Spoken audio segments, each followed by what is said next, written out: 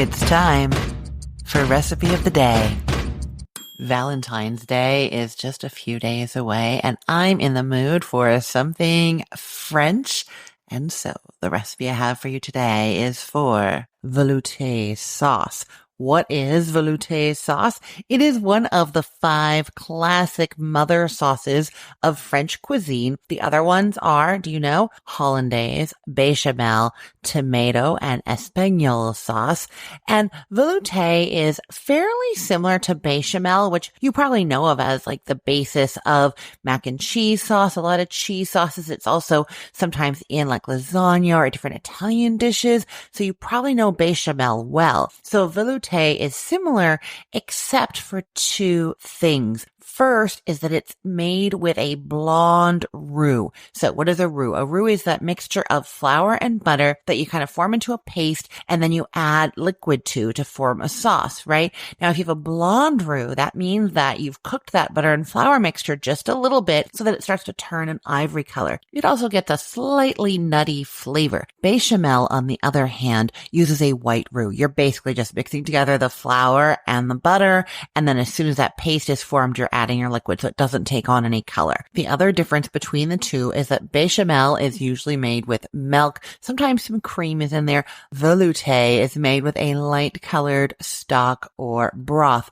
Often chicken, fish, or veal are used. So it has a kind of yellowish tinge, both from that blonde roux and from the color of the stock that we're using. So bechamel has the milk, it's white. This has like a slight yellow color, right? So that's the main difference between them. Now, how do you make this sauce? You'll set a medium saucepan over low heat and you're going to add 3 tablespoons of butter. Once it melts, you're going to whisk in 3 tablespoons of all-purpose flour until it forms a smooth paste. So just like with bechamel, when you're making velouté, the amount of butter and the amount of flour is the same. In this case, we're starting with 3 tablespoons of each. And I'm going to say, as with other sauces, you can then vary the amount of broth to make it thicker or thinner, remembering that it is always easier to thin a sauce down by adding more stock or broth later than it is to thicken a sauce. So go on the thick side a little bit, and then if you need to later, you can add a little bit more stock to thin it out. Okay, so once that has formed a paste, that butter and flour, you're going to cook it over low heat, stirring the entire time. I like to use a flat whisk for this, and you're just going to stir until it has a slightly nutty aroma and an ivory color. It's going to be about 5 to 7 minutes. Now, take that off the heat. Then you're going to very slowly whisk in your stock broth or the concentrate that you've mixed up with hot water. And you're starting with a 1/4 cup. You drizzle that in while whisking. Keep it smooth. Drizzle in another 1/4 cup. Keep whisking, keep it smooth, and you keep adding it until you've added 2 cups. So we're essentially doing 1.5 tablespoons of butter and 1.5 tablespoons of flour per cup of liquid for this recipe. And that's going to give you like a medium thickness sauce. Okay, once you've added all of that liquid, you're going to put the saucepan back over medium low heat and you're going to cook, stirring often until it just comes to a simmer. That simmer is actually going to cook out some of the flour flavor. Then you can reduce the heat down to low and you're going to cook and stir often until it's thick enough to nearly coat the back of a spoon. It's going to take 10 to 15 minutes. Now, this is when you would add some salt. You want to add the salt at the end like this because how much salt you're adding really depends on how much you've concentrated down that sauce as it's cooking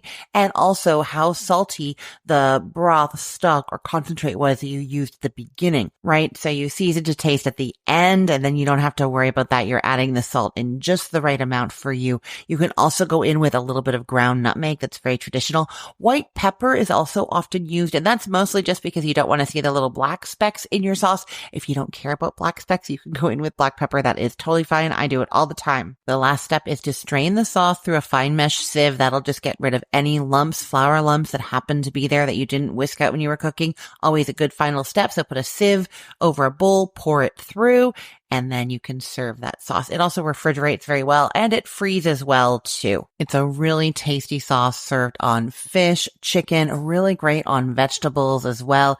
It's the kind of thing that takes your regular everyday weeknight meal and turns it into something Valentine's Day worthy. I will put the link to this recipe in the show notes for this podcast episode, or you can head to cookthestory.com/ROTD and get it there. Everything there is arranged by date, so it's helpful to know that today is February 11th of 2025. The other place you can get the link is in our Facebook group for this podcast. I post the recipe of the day link every single day there, so you can always find the recipe that I'm telling you about.